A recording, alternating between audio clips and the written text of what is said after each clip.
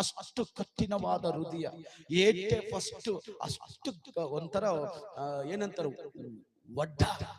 ಒರಟು ಬುದ್ಧಿ. ಆದ್ರೆ ಏಸು ಮೃದುವಾಗಿ ಮಾಡ್ಬಿಟ್ರು.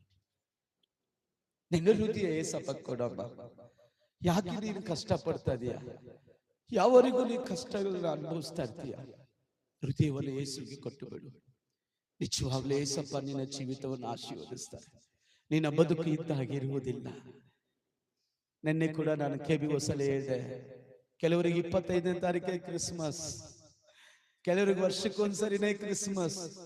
ಯೇಸು ನಮ್ಮ ಹೃದಯದಲ್ಲಿದ್ರೆ ಡೈಲಿ ಕ್ರಿಸ್ಮಸ್. ಹಲ್ಲೆಲೂಯಾ. ನಮ್ಮವರು ಕೈ ತಟ್ಟಿ ದೇವರಿಗೆ ಸ್ತೋತ್ರ ಮಾಡಿ. ಯೇಸು ನಮ್ಮ ಹೃದಯದಲ್ಲಿದ್ರೆ, ನಮ್ಮ ಹೃದಯವನ್ನು ತೆರೆದು ಯೇಸುವಿಗೆ ಕೊಡುವುದಾದ್ರೆ, ನಮ್ಮ ಹೃದಯದಲ್ಲಿ ಯಾವಾಗಲೂ ಕೊಂಡಾಟ. ಆಮೆನ್. ಸಮುದ್ರ